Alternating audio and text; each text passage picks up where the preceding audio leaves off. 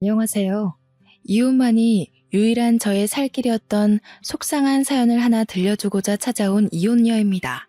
다들 이혼할지도 모른다고 미리 대비하면서 결혼을 하진 않잖아요.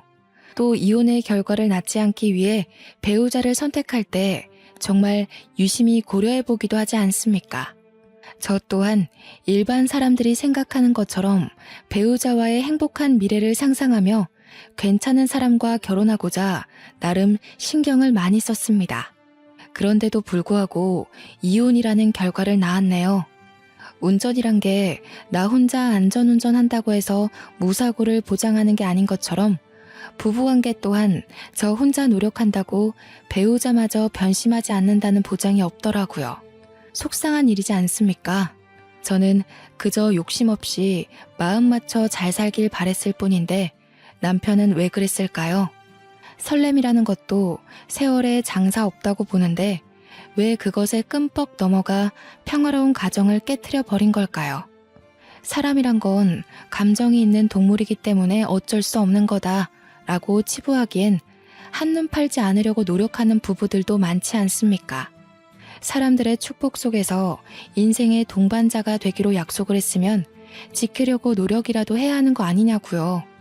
제 이야기가 남들에게는 흔한 소재일 수 있겠으나 저에겐 깊게 새겨진 유일한 상처라서 현명한 대처를 못했을지 모릅니다. 많은 사연을 들어봤을 청취자분들께서 제 사연에 위로 한마디씩 얹어주시면 감사하겠습니다. 저에게는 순진하고 여자에 대해 아무것도 모르는 모태솔로 남편이 있습니다. 저를 만나기 전까지 남편은 나이 31살이 되도록 여자랑 손도 한번 안 잡아본 쑥맥이었어요. 제가 아동복지협회에서 일하는 사람인데 남편이 시청 공무원이다 보니까 파견 직원으로 몇 번 만난 적이 있었거든요. 남편이 제게 먼저 관심을 주면서 대화를 트기 시작한 사이에요. 제가 살고 있는 곳은 조금 작은 도시 수준이었고 그래서 저희가 일하는 곳은 젊은 사람보다는 기혼녀와 나이 지긋한 어른들이 많은 곳이었습니다. 그 때문에 아마 미혼이고 자기보다 어린 여자인 제가 남편 눈에 든 것이 아닌가 싶어요. 저는 남편보다 4살이 어렸는데요. 첫 취업하자마자 저도 주변에 제 또래의 젊은 직원이 거의 없다 보니까 심심하긴 했거든요. 몇 없는 젊은 사람들은 다 가정이 있어서 퇴근하고 가볍게 맥주 한잔할 동료도 없었습니다. 지원 학연 전혀 없는 곳에 취업된 경우라서 더더욱 외로웠죠. 저 또한 우리 회사에서 미혼의 젊은 남성을 본 건 남편이 처음이었어요. 남편의 관심으로 처음 대화를 했을 때 남편이 미혼이라는 말에 얼마나 반가워했는지 모릅니다. 그냥 그 사실만으로도 친구가 생긴 기분이었거든요. 그럼 마치고 식사 같이 하실래요? 사실 저도 이곳엔 아는 사람도 없어서 퇴근하면 아무것도 안 하고 집에만 있거든요. 어머, 정말요? 저야 너무 좋죠. 안 그래도 저도 집에 가면 쥐 죽은 듯이 누워서 휴대폰만 하는데 너무 잘 됐다. 그럼 저희 번호 먼저 교환할래요? 남편이 먼저 말을 걸어주었지만 관심의 척도는 제가 더 높지 않았나 생각합니다. 바로 연락처를 뿌리는 저의 적극성에 남편이 좀 당황하더니 금세 웃음을 보이면서 받아줬던 걸로 기억해요. 남편과 늘 공적인 대화만 나누다가 바깥에서 사적인 만남을 가졌는데 솔직히 나 자체가 제 타입은 아니었습니다. 외적인 것도 제가 좋아하는 스타일과 완전히 반대였고 여자에 대해 너무 모르는 순댕이였기에 제가 괜히 남편에게 때를 묻힐 것만 같은 느낌이 들더라고요. 그래서 이성으로 본 적은 없었고 대화 주제도 재미가 없었지만 제가 얼마나 타지에서 외로웠으면 그 시간마저 귀하게 여겼을까요? 이상한 개그를 하는 남편의 말솜씨에도 리액션을 열심히 해주면서 당시 분위기를 즐겼던 것 같습니다. 퇴근하고 먹는 반주가 그렇게 맛있는지 처음 알았다니깐요. 저는 남편과 종종 그렇게 바깥에서 시간을 함께 보냈습니다. 마음으로 통하는 부분도 많고 공통점도 제법 많아서 대화가 끊기지 않고 계속 이어졌어요. 하지 않았다는 거죠. 저는 남편을 동료 직원 이상으로 생각해 본 적이 없었는데요. 어느 날 남편이 제게 고백을 하는 거 아니겠습니까? 솔직히 많이 당황했습니다. 저더러 받아주지 않아도 된다고 하면서 그냥 말해주고 싶었다고 하길래 그것만으로도 이미 부담은 왕창 느꼈죠. 아마 그로 인해서 잠깐 남편이랑 멀어졌을 거예요. 제가 일부러 말수를 줄이고 피하면서 연락이 와도 피곤하다고 계속 거절을 했거든요. 남편이 눈치가 없어서 돌려 말하니까 전혀 모르더라고요. 제가 몸이 안 좋다고 만남을 피하면 약을 사다 주고, 친구들이 놀러와서 약속이 있다고 피하면 친구들과 시간 잘 보내라고 모바일 쿠폰을 보내주기도 했습니다. 이 마음을 계속 받는 것이 미안할 정도로 남편은 저한테 점점 더 호의적으로 변해갔어요. 이대로는 제가 희망 고문을 주는 나쁜 사람이 되는 것 같아서 남편에게 그만 제 의사를 확실히 표현해줘야겠더라고요. 그런데 얼마 뒤 제게 하나밖에 없던 가족인 엄마가 돌아가시면서 저는 남편에 대한 마음을 확 바꾸었습니다. 남편은 누구보다 저를 걱정해 주었고 장례를 치르는 내내 곁에 있어줬어요. 정신 못 차리고 있는 저를 대신해서 장례 절차도 모두 해결해 주었고요. 외동에다가 사촌들도 여자들이라서 남자의 손이 현저히 부족한 상황이었는데 그걸 흔쾌히 남편이 다 해주었다는 겁니다. 저희 엄마 관을 들어주는 것도 남편이 자처했어요. 친인척들은 남편을 보고 저한테 남자친구냐고 참 사람이 수더분하고 무던해서 좋다고 칭찬을 했습니다. 거기다 대고 저는 그가 남자친구가 아니라는 말을 하지 않았어요. 그냥 묵묵히 음료를 정리하고 있는 남편을 보면서 크게 의지를 했던 것 같습니다. 그때 처음으로 남편에게 이성으로서 마음의 문이 열렸고 그와 동시에 저런 남자와 결혼을 하면 좋겠다는 생각까지 들었어요. 어쩌면 남편보다 늦게 출발한 마음이지만 제가 더 빠른 감정이 아니었나 싶습니다. 장례를 마치고 저는 남편에게 식사 대접을 거하게 했습니다. 어디 식당에서 사준 것이 아닌 저희 집으로 초대해서요. 와, 이 한희 씨가 한 거예요? 한희 씨는 얼굴도 마음도 참 예쁘신데 요리까지 잘하시네요. 어쩜 그렇게 다 가지셨대요?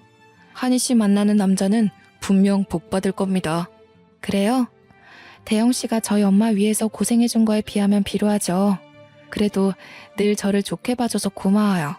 그래서 말인데 대영 씨가 그 복 한번 받아보시겠어요? 제가 돌려서 고백을 한 탓인지 남편이 잘 못 알아듣더군요. 그래서 우리 한번 만나보자고 직설적으로 얘기를 해줬더니 그제서야 깜짝 놀라대요.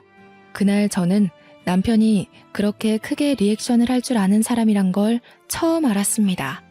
남편은 연애하면서 제게 정말 잘했어요. 이건 서로 주고받는 사랑이 아니라 완전 헌신이라 해도 되었을 정도로 저를 공주처럼 대해줬고 밥을 먹어도 어디를 가도 항상 자기보다 저를 우선해 두었습니다. 그런 마음 때문에 아마 제가 더 빨리 결혼에 대한 마음을 확신하지 않았나 싶네요. 결혼에 대해 정식으로 생각해 봤을 때가 딱 30살이었는데요. 주위에서도 친구들이 다 결혼을 하고 애 낳고 사는 걸 보다 보니 저도 자연스레 남편과의 미래를 그만 결정지어야 될 것 같다고 느끼게 되더군요. 결혼을 한다면 꼭 남편이랑 하고 싶었을 정도로 저는 다른 이성에 대한 가능성을 두지 않았습니다. 그래서 제가 먼저 남편한테 결혼 얘기를 슬쩍 했어요. 그랬더니 이번에도 역시 남편이 큰 리액션과 함께 먼저 말해줘서 고맙다고 하는 거 아니겠습니까? 한이 너가 나한테 너무 과분한 사람이라서 감히 결혼 욕심을 못 냈는데 정말 고마워. 내가 평생 잘할게. 하늘에 계신 장인 장모님께 절대 못난 모습 안 보이도록 노력하는 남편이 될 거야.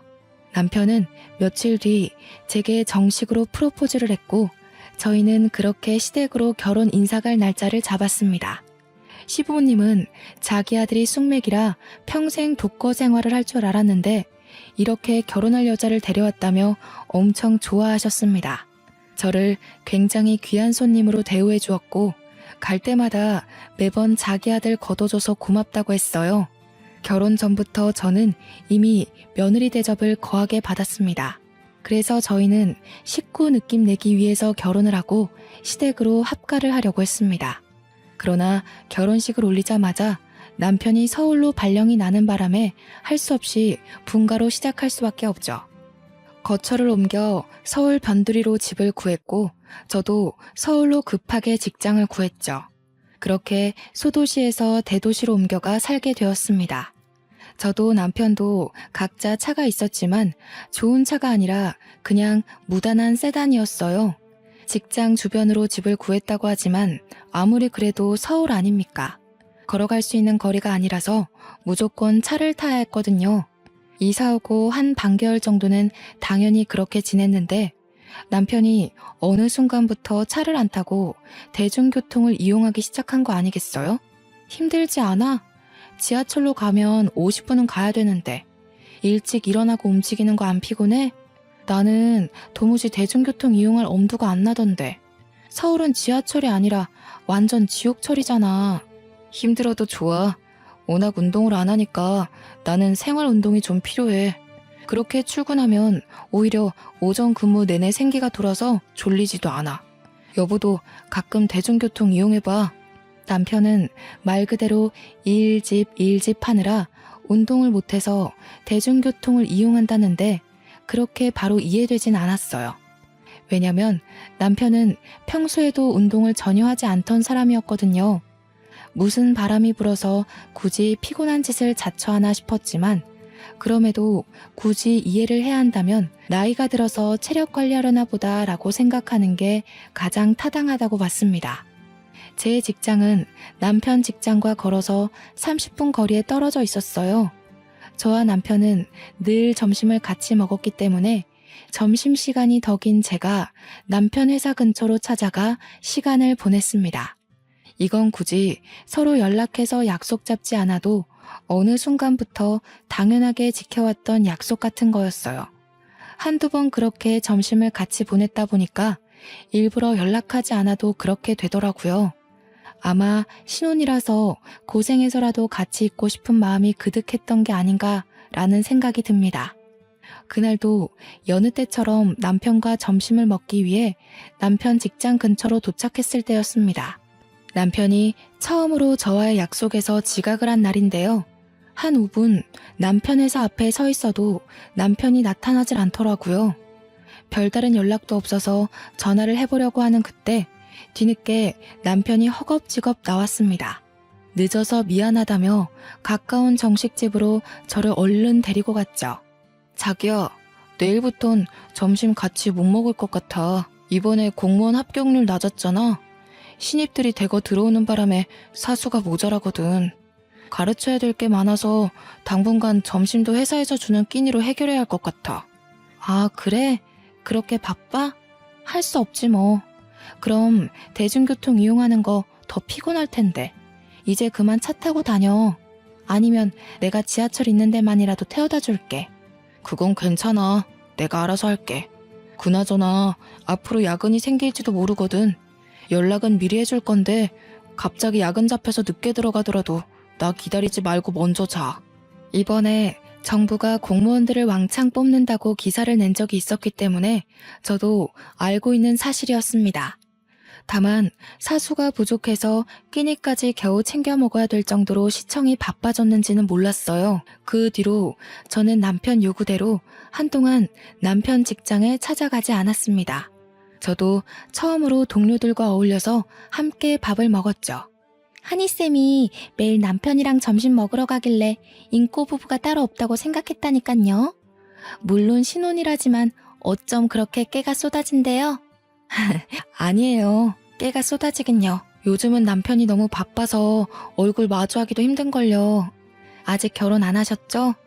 저는 결혼 추천하는 쪽입니다. 남편이랑 잘 맞기만 하면 너무 행복하거든요.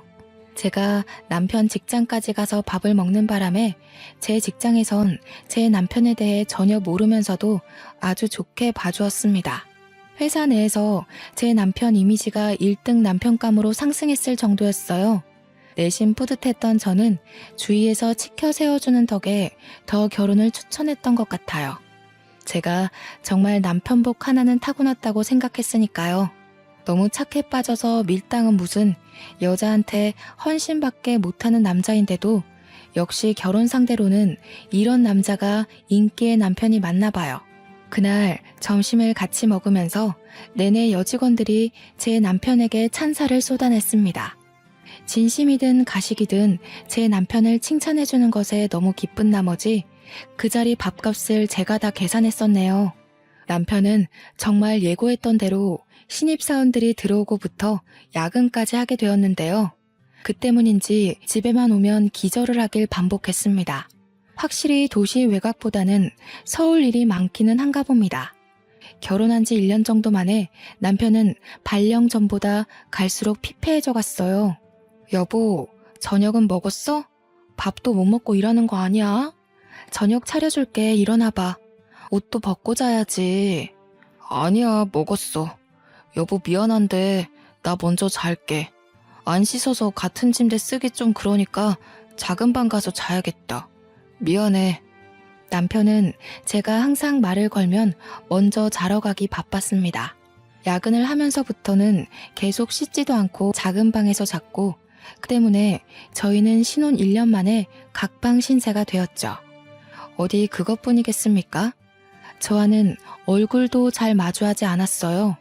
화장실 가다가 마주쳐도 남편이 먼저 금방 눈길을 돌리며 피곤하다는 말만 입에 달고 살았습니다. 마치 제가 무슨 말이라도 걸어서 같이 마주하는 시간이 오래 묶이게 될까봐 일부러 피하는 사람 같았죠. 남편이 피곤해서 그러는 걸 알기 때문에 이해하려고 했지만 그래도 서운했습니다. 저희가 제대로 된 대화를 나누지 못한 지가 벌써 3개월은 될 겁니다.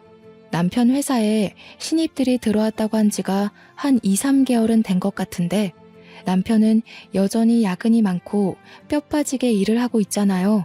신입사원 수가 많아서 그만큼 인수인계 기간도 긴 걸까요? 아는 게 없다 보니까 괜히 피곤한 사람 건드려서 예민하게 만드는 꼴이 될까봐 묻지도 못했어요. 아침밥을 차려주는 게 그나마 제가 남편에게 직접적으로 표현할 수 있는 애정이었습니다. 한날은 저희 회사 팀장님 돌잔치가 있었는데 친인척들 시간 맞추느라 금요일에 진행되는 바람에 출근한 저희들은 그날 오전 단체로 공짜 반차를 썼어요. 직원들 모두가 돌잔치에 참석을 하게 된 거죠. 회사에서 다 같이 모여서 걸어가기로 했고 돌잔치 장소는 제 남편 회사보다 조금 못 간 위치에 있었습니다. 돌잔치 주인공인 팀장님 딸을 보았는데 너무 천사 같고 예쁘더라고요. 팀장님이 흔쾌히 허락해줘서 아이를 한번 안아볼 수 있거든요. 울지도 않고 얌전하게 안겨준 딸애가 너무 사랑스러워서 2번, 3번을 더 안고 다녔습니다. 아이를 보니까 저도 애가 갖고 싶더라고요. 남편 회사 바쁜 게 좀 해결이 되면 아이 얘기를 한번 해볼까 했습니다. 당연히 평소 아이에 대한 계획은 생각하고 있었지만 아이를 막상 직접 보니까 그 시기를 앞당기고 싶은 거 있죠. 당장 그 돌잔치에서 겪었던 감정을 남편에게 문자로 표현했는데 역시 남편은 바쁜지 답장이 없었습니다. 돌잔치에서 점심을 먹고 난 후 잠깐 요깃거리 한다고 직원들이 대거 카페를 찾았는데 시청 근처에 카페가 많으니까 제가 그쪽으로 가자고 먼저 안내했어요. 야니쌤, 남편이랑 매번 점심시간 같이 보내셔서 이 근방 맛집을 잘 아나 봐요? 이런 상황에 또 짝이 없는 저만 쓸쓸함을 느끼네요. 아유, 짓궂게. 무슨 그런 말씀을 하세요. 맛집이라고 할 건 따로 없고요. 다들 크로와상 좋아하시죠? 제가 자주 들렸던 곳이 있는데 맛이 참 대중적이거든요. 이쪽으로 오세요. 저는 남편과 여러 번 방문했던 맛있는 빵집으로 사람들을 데려갔습니다. 그곳은 제가 발견한 의외의 맛집이었고 아직 입소문 타지 않은 곳이라서 거기 알바생과 사장님이 저와 남편을 알고 있기까지 했어요. 남편과 점심시간을 따로 보내면서부터는 발길이 끊겼던 곳이기에 저 또한 그곳을 오랜만에 방문하는 거였습니다. 횟수로 따지면 역시 3개월 정도는 되었을 때네요. 빵집에 들어간 뒤 제가 쏠 테니까 직원들한테 고르라고 하고 저는 간만에 보는 사장님께 인사를 했습니다. 사장님께서 역시 저를 알아보더라고요. 그런데 반갑게 인사를 해주는 것 같으면서도 어딘가 모르게 사장님 표정이 불편해 보이는 거 아니겠습니까? 옆에 있던 장기 알바생도 마찬가지였습니다. 제 인사에 늘 미소로 답하던 사람들이 어색한 얼굴로 서로를 눈치 보더라고요. 한희씨, 오늘은 남편이랑 같이 안 왔나 봐요? 요즘 왜 남편이랑 같이 안 와요? 혹시 둘 사이에 무슨 다른 문제가 있는 건 아니죠? 네? 사장님도 무슨 그런 농담을. 저희 아직 신혼이에요. 문제 생길 게 있을 리가요. 그게 아니고 저희 남편이 요새 신입사원 사수 노릇하느라 정신이 없거든요. 제가 너무 오랜만에 와서 별 오해를 다 만들어드렸네요. 그렇구나. 그렇다면 한희 씨한테 더더욱 알려줘야겠네요. 보니까 한희 씨는 아무것도 모르는 것 같은데 내가 아무리 장사치라지만 손님을 잃게 되더라도 마냥 모른 척하고 있는 건 도리가 아닌 것 같아요. 사장님은 3개월 동안 제가 빵집에 방문하기까지 기다렸다고 하면서 어떤 사실을 말해주었습니다. 주변 사람들에게 들리지 않을 정도로 엄청 속삭이는 목소리였는데요. 사장님 하는 말로는 남편이 이 빵집을 여러 번 다녀갔다고 하더라고요. 어머, 그래요? 남편도 여기 빵집 좋아했는데 바쁜 와중에도 생각나서 왔나 보네요. 자주 들렸으면 내 목도 좀 사올 것이지. 그건 좀 서운하네. 그게 아니라 웬 아가씨랑 같이 왔다니깐. 올 때마다 똑같은 아가씨던데 둘 사이가 심상치 않아 보였어요. 매일 저기 안쪽 자리에 앉아서는 둘이서 서슴없이 얼굴도 손대고 하던데 이건 그냥 선후배 관계가 아닌 것 같더라고요. 제 체면을 생각해서 사장님이 끝까지 작은 목소리로 말을 했는데요. 이 말은 바람이란 소리가 아닙니까? 그게 무슨 말이냐고 점점 심각하게 캐묻는 제 질문에 사장님은 자기도 그 정도로만 알고 있다고 했습니다. 그러면서 남편과 아가씨가 또다시 방문하면 연락을 주겠다면서 제 연락처를 받아갔습니다. 그렇게 사람들과 같이 빵집을 나왔는데 당시 들은 사실이 너무 믿기지 않아서 어안이 벙벙하더군요. 여자를 잘 모르는 남편이 숙맥이라서 먼저 고백도 못하는 남편이 바람을 핀다고? 제가 아는 남편의 이미지와 불륜이 전혀 어울리지 않아서 더 멍을 때렸던 것 같습니다. 사장님이 뜬금없이 거짓말을 할 리도 없잖아요. 아무래도 당장 남편을 만나봐야 될 것 같았어요. 무슨 말을 어떻게 물을지 생각해본 건 아니지만 일단 남편 얼굴을 마주해야 될 것 같다는 생각이 들었습니다. 저는 결국 직원들을 먼저 보내고 남편 회사로 방향을 꺾었어요. 여전히 점심시간이었는데 제가 건물로 들어서자마자 이쪽으로 나오는 남편을 바로 발견했습니다. 그런데 저는 바로 행인인 척 몸을 숨길 수밖에 없었어요. 남편 옆에는 빵집 사장님 말대로 웬 아가씨가 남편 팔짱을 끼고 눈웃음을 치고 있었거든요. 당시 너무 놀라서 그 둘을 그냥 보내버렸습니다. 유리문 밖으로 보이는 남편은 아가씨를 데리고 빵집으로 들어갔고 바로 제게 전화가 왔습니다. 한희씨? 지금 한희씨 남편이 그 아가씨랑 같이 왔어요. 멀리 간 게 아니라면 다시 돌아올 수 있어요? 덮치는 건 너무 섣부른 방법인가? 그렇잖아도 그쪽으로 들어가는 걸 봐버렸네요. 사장님 정말 죄송한데 저 좀 도와주시겠어요? 저 사람들 무슨 얘기하는지 가까운 테이블에서 앉아서 녹음 좀 해주시고 사진 몇 장만 찍어서 보내주세요. 이런 부탁해서 죄송합니다. 사장님은 죄송할 거 없다면서 흔쾌히 제 부탁을 수긍하셨습니다. 시청 로비에서 나가지도 못하고 빵집만 바라보고 있었는데 나중에 5분 단위로 끊어서 녹음 파일이 날라오더군요.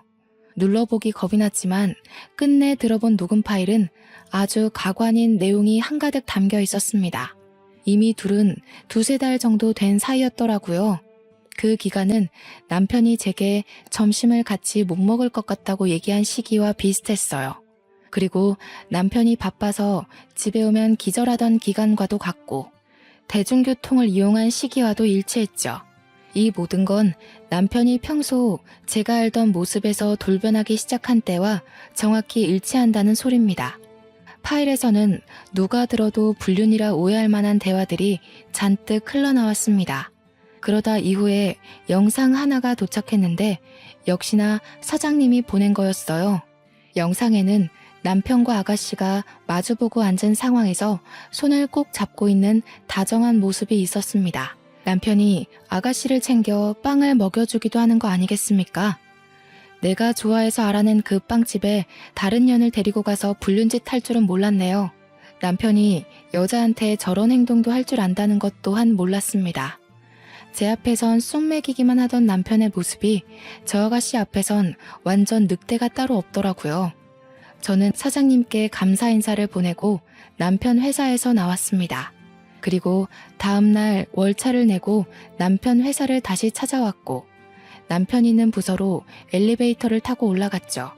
주위 눈을 피해 점심시간이 되도록 화장실에서 기다렸습니다. 그동안 남편에게 할 말을 머릿속으로 정리하고 있었죠.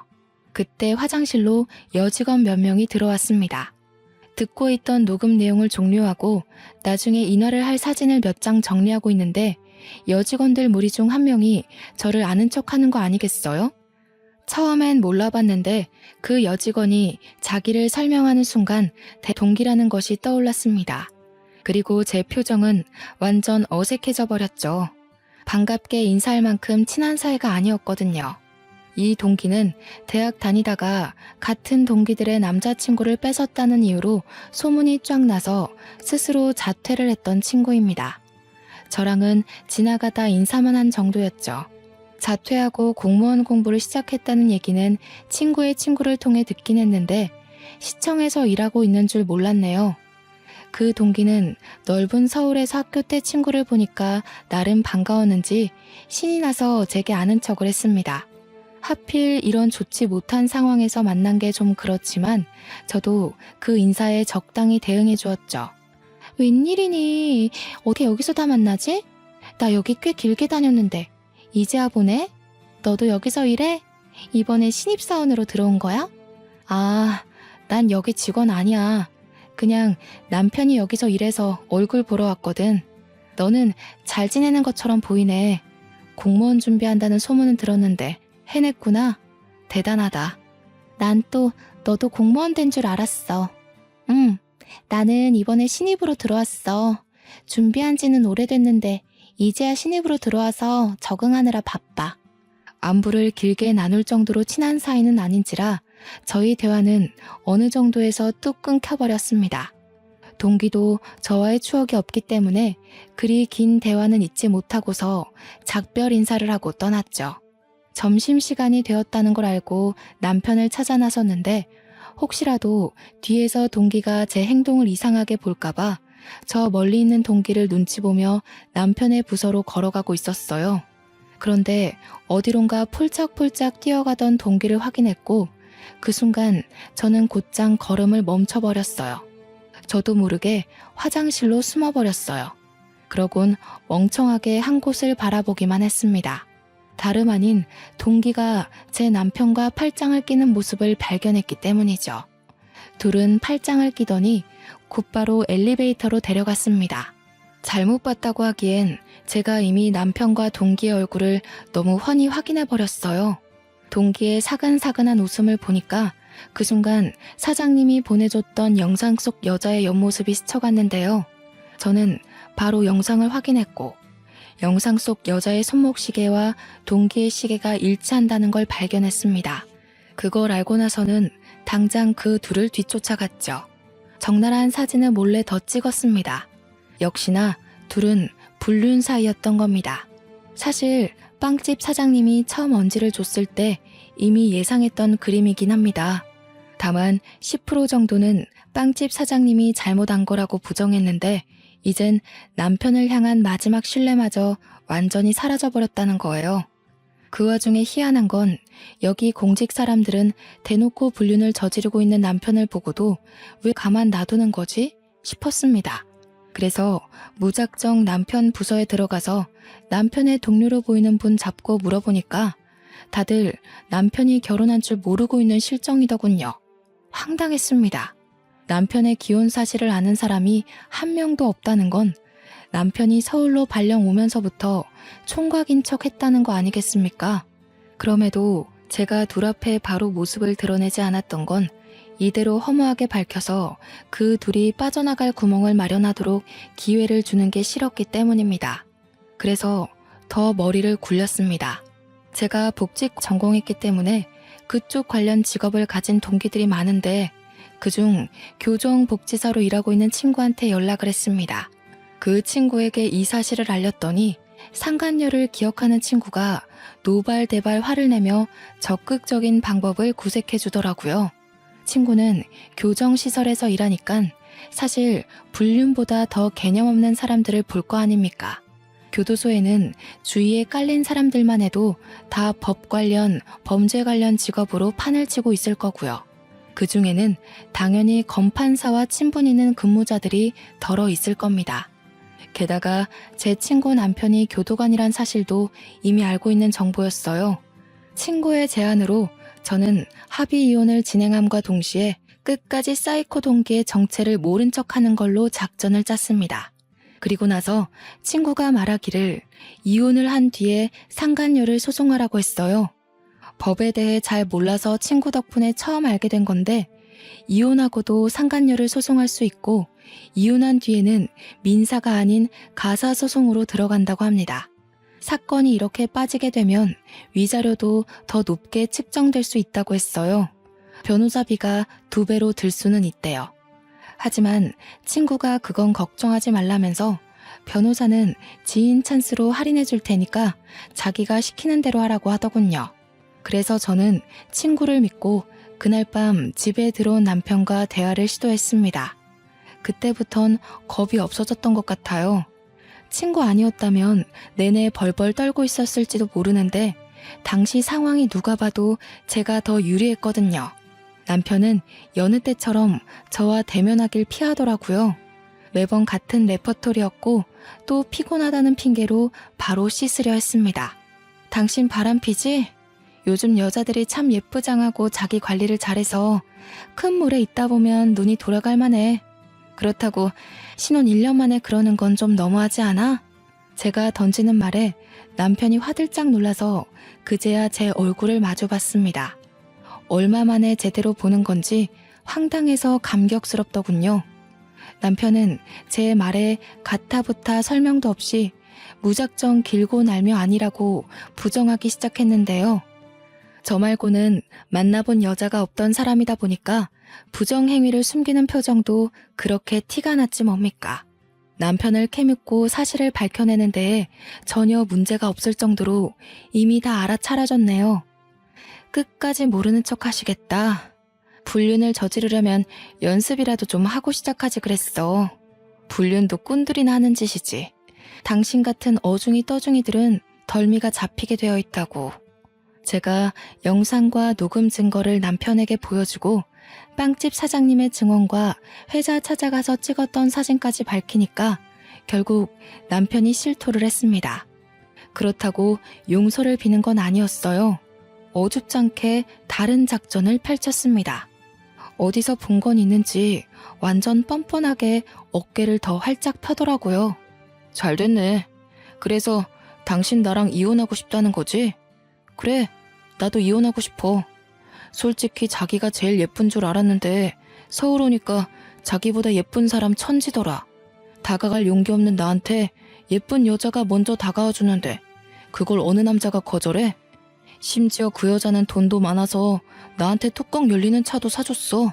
아, 대중교통 이용한다고 거짓말했던 게 다 이런 이유 때문이었구나 싶더라고요. 그것까진 몰랐는데 알아서 남편이 말해주니 더 어이가 없었습니다. 남편 성격을 알다 보니까 제가 이렇게 사실을 밝혀버리면 조금이라도 주눅이 들 줄 알았어요. 싹싹 빌면서 용서해달라고 할 줄 알았단 말이죠. 그런데 짧은 사이 일이 뻔뻔하게 변해버렸다는 건 그 동기가 남편에게 이래라 저래라 주입을 시킨 게 아닌가 싶기도 했습니다. 당황스럽긴 했지만 생각해보면 제 입장은 더 유리한 방향으로 흘러가고 있었어요. 남편이 동기에게 푹 빠지고 완전 길들여진다면 오히려 고맙죠. 왜냐면 동기 전혀 부자 아니거든요. 대학 때도 친구의 남자친구를 뺏은 이유가 전부 돈 때문이었습니다. 동기가 꼬셔낸 남자는 고등학생 막 졸업하자마자 스포츠카를 타고 다녔거든요. 그걸 보고 눈이 돌아버린 거죠. 잘 사는 집 아들 한번 잘 꼬셔서 인생 한번 펴보려고 친한 친구의 남자친구까지 작정하고 꼬셨던 겁니다. 저 동기는 남자를 고르는 기준이 못생기고 돈 많은 스타일이에요. 제 남편이 부자는 아니지만 젊은 나이에 빠른 승진을 했기 때문에 미래를 보면 앞으로도 계속 비전 있는 사람이었거든요. 아마 저 동기가 제 남편 수준 정도로 만족하는 이유는 자기 수준 또한 그렇게 막 뛰어나지 않기 때문일 겁니다. 동기가 저보다 예쁜 건 사실이지만 그렇다고 지나가는 사람 다 돌아볼 정도로 예쁜 건 또 아니었으니깐요. 그래봤자 불륜밖에 더 돼? 더러운 부정행위를 잘도 포장하네? 입 아프게 씨름하지 말고 깔끔히 정리하자. 당신 지금 그 여자랑 결혼하고 싶잖아. 내가 비켜줘야 그 여자랑 제대로 시작해보지 않겠어? 정말 이혼해주는 거야? 생각보다 시원하게 해결해주네. 당신이 꼬투리 안 잡아주고 바로 이혼해주면 나야 고맙지. 다른 걸로 문제 삼을 건 아니지? 그럴 리가. 물론 처음엔 배신감 느꼈지. 그래도 곰곰이 생각을 해봤어. 인생이 짧지도 않은데 평생 여자 하나랑만 즐겨보는 건 당신 입장에서 뭔가 억울할 것 같기도 하더라고. 당신이 당신 인생에서 마음 가는 대로 하겠다는데 내가 무슨 자격으로 붙잡겠어. 그래. 당신이 이렇게 마음 넓은 사람인 줄은 몰랐네. 아니, 알고는 있었지. 그런데 보통 부부관계에서도 이렇게 베풀기 쉽지 않은데. 아무튼 정말 고마워. 그렇잖아도 어떻게 말을 꺼내야 하나 고민 많이 했거든. 남편은 제가 너무 순순히 나오자 오히려 어리둥절해 했습니다. 물론 그도 잠시였고 금세 저 몰래 베란다에 가서 동기와 통화를 하더군요. 얼마나 좋았으면 목소리 커진 줄도 모르고 하하호호 웃기까지 할까요. 가서 뒤통수를 한 대 쳐주고 싶었지만 괘씸한 남편의 코를 제대로 납작하게 만들기 위해선 참아야 했어요. 그렇게 이혼 도장을 찍었고 관할 법원을 나와 그 앞에서 전 남편이 된 그와 마지막 인사를 나눴습니다. 전 남편이 잘 지내라면서 악수를 먼저 권하더라고요. 저는 계속 감정을 숨겼을 뿐 절대 이혼까지 마음먹는 게 쉽지 않았습니다. 법원에 오기 전까지는 보복할 마음밖에 없었는데 막상 이혼 서류를 제출하고 나니까 정말 모든 게 끝난 기분이었어요. 전 남편과 사이좋게 악수를 나누는데 참 기분이 많이 착잡했습니다. 그동안 당신 만나서 많이 배웠어. 당신 아니었으면 나 지금까지 결혼도 못하고 혼자 살았을 거야. 나한테 사랑할 수 있는 방법을 가르쳐줘서 고마워. 덕분에 좋은 사람 만나서 제대로 살아볼 수 있을 것 같아. 이런 사람을 두고 그간 추억을 떠올리면서 아쉬움을 느꼈던 제 자신이 숭 비참했습니다. 이럴 거면 나한테 헌신하는 태도를 보이시나 말지. 그런 생각이 들면서 남편과 맞잡은 손을 놓았어요. 그리고 끝인사로 남편의 뺨을 시원하게 내리쳤죠. 그런데 그건 알아야 돼. 당신이 날 내몰고 이뤄낸 그 인연은 결국 떳떳해선 안 되는 관계라는 거. 절대 잘한 짓이 아니라는 거. 한 번만 해도 세상 사람 손가락질 받는 그 짓을 2번, 3번 반복해서 불륜에 중독되는 일은 없길 바래. 참, 그렇게 이뤄낸 결실이 절대 행복할 수 없다는 것도 알아두고. 그렇게 저는 남편과 결국 마침표를 찍었습니다. 돌아서고 나니까 눈물이 나더군요. 이건 남편을 잃었다는 슬픔이 아닌 그간 저런 사람 옆에서 히히덕거리며 행복해했던 저의 쪽팔린 과거 때문에 화가 나서였습니다. 갈라선 뒤 저는 길게 슬퍼할 시간이 없었습니다. 친구 말대로 둘이 결혼하기를 손꼽아 기다렸죠. 그런데 이게 웬일입니까? 둘의 결혼 소식을 듣기 전에 아이 소식을 먼저 들어버린 거 아니겠어요? 상간녀가 제 남편 잡으려고 아주 발악을 했나 보더라고요. 그 때문에 결혼식보다 혼인신고를 먼저 했다고 들었습니다. 남편이 저를 좋은 친구로 남기려고 하는 건지 저한테 꼬박꼬박 문자를 남겨줘서 알았어요. 답장을 해준 적은 없지만 결혼 사실을 전달받기 위해서 아직 차단을 하지 않고 있었거든요. 그래서 저는 빠르게 소식을 알 수 있었습니다. 혼인신고를 했다면 이젠 정말 제가 승기를 잡을 때였어요. 저는 그제서야 친구 도움을 통해 추천받은 변호사를 선임했고 곧바로 상간녀 소송을 때렸습니다. 정확히 상간녀 쪽에서 소장을 받은 날에 남편한테서 전화가 왔는데요. 이혼하고 나서도 제게 문자만 했지 전화는 한 적 없는 사람이거든요. 그런데 얼마나 놀라고 마음이 급했으면 전화가 왔을까요? 당신 뭐야? 내가 받은 이거 상간녀 소송 맞아? 아니, 이게 어떻게 되는데? 우리 이혼했잖아. 그리고 이런 거 문제 삼지 않기로 하지 않았어? 사이좋게 이혼해놓고 왜 이래? 세상에 사이좋게 이혼하는 부부가 어딨니? 당신은 여자를 몰라도 너무 몰라.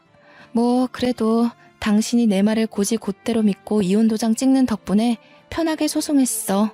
상간녀 소송은 법이 그렇대. 내 앞길에 빨간 줄 생긴 것도 억울한데 돈은 받아야지 않겠어? 당신까지 왜 이래? 안 그래도 와이프 때문에 골치 아픈데. 와이프가 지금 시댁에서 얼마나 사고치는 줄 모르지? 알고 보니까 완전 빚쟁이더라고. 뭐 이런 여자가 다 있대? 신용 불량자 주제에 카드는 또 뭐 일이 많은지. 나 이렇게 돈 개념 헤픈 여자 처음 봤어. 이거 완전 사기 결혼 아니냐고. 전 남편은 제가 자기랑 이혼한 사이라는 것도 망각했는지 갑자기 저한테 속풀이를 엄청 하더라고요. 저를 원망하다가도 상간녀 욕하길 반복했는데요. 상간녀랑 이미 혼인신고는 해버렸고 애까지 생겨서 완전 발목 잡혔다고. 결혼식도 안 올렸는데 매일 싸운다고 합니다. 미안하지만 잠자코 듣던 저는 불난 집에 기름을 들이부었어요. 상간녀 실체를 까발리기에 때가 적당하다고 생각했거든요. 내 동기 중에 친구들 남친 뺏어 사귀는 성격 더러운 여자애가 하나 있었거든. 소문이 어찌나 더러운지. 아직도 걔 얘기하면 다 사이코라 그래. 걔 결국 눈치만 보다가 자퇴까지 해버렸잖아. 그런데 그게 누군지 알아? 네가 날 버리고 선택한 그 여자야. 네가 임신시킨 그 여자라고. 무슨 말인지 알아? 뭐라고? 뭐라는 거야? 갑자기 당신 동기 얘기를 왜 해? 우리 집 지금 엄청 힘들다니까. 소송 취하해달라고 부탁하는 거잖아. 역시 눈치가 없어서 못 알아듣네. 내가 여자 다루는 법만 알려준 게 얼마나 다행인지 몰라. 여자 보는 눈까지 길러줬다면 당신이 어딜 벌 받는 기분이겠어? 당신이 불륜 속여서 이혼한 것처럼 나도 당신 속여서 위자료 좀 많이 받고 싶었을 뿐이야. 그러니까 당신 제대로 덫에 걸렸다고. 제 말에 충격을 꽤 받은 건지 전 남편한테서 돌아오는 말이 없었습니다. 저는 거기다 대고 사이코랑 손잡고 지옥길 잘 걸으라고 응원해주며 끊어버렸네요. 바로 연이어 전 남편한테 다시 연락이 왔지만 받지 않았고 뒤늦게 연속해서 오는 문자들을 보니 그제서야 저한테 사과를 하면서 제발 자기 좀 도와달라고 빌더라고요. 이제 새 삶을 살아야 되는 제가 뭐하러 재활용도 안 되는 남자를 거두겠냐고 답장해준 뒤 완전히 차단해버렸어요. 불륜 남녀 둘을 이렇게 망가뜨리기까지 저도 힘든 시간을 보냈습니다. 누군가한테 복수한다는 것도 에너지 소비가 굉장한 일이란 걸 알았어요. 둘을 콕 깨지도록 만들어주는 덕에 속은 시원했지만 마냥 기쁘진 않더라고요. 겨우 이런 결과를 만들어내자고 결혼을 한 것이 아닌데 꼭 저를 지키지 못했다는 느낌이 들었어요. 인생의 한 부분이 도려내지는 바람에 생긴 공허함 때문이겠죠. 현재는 시간이 차차 해결해 줄 거라고 믿고 또 다른 미래를 준비하고자 계획 중에 있어요. 우선 친구 덕분에 거하게 받은 위자료로 변호사님과 친구에게 식사를 대접했습니다. 이혼만으로도 정신이 그렇게나 흔들리는데 금전적 손해까지 봤다면 얼마나 더 억울했겠습니까? 그나마 친구 덕분에 다시 사회에 재기할 의지가 생겼던 것 같아요. 제 나이가 아직 30대라는 것 또한 다시 일어설 수 있는 자산이라 생각하고요. 저를 지키고자 이혼을 했기 때문에 이 선택을 후회하지 않으려면 이혼 후의 삶이 더 질 높아야 된다고 생각합니다. 그러기 위해 저는 현재도 물론 앞으로도 늘 노력하고 가꾸면서 승승장구하는 사람이 될 겁니다. 이혼한 모든 분들에게 말씀드리고 싶어요. 이혼은 절대 흉이 아니라 내가 원하는 삶을 다시 계획할 수 있는 기회라고 말입니다. 다들 아픔이 클수록 더 단단해질 거란 걸 믿으시고 희망만 쫓는 사람들이 되었으면 좋겠어요. 제 사연은 여기까지입니다. 항상 마음가짐 굳세게 먹길 바래요. 감사합니다.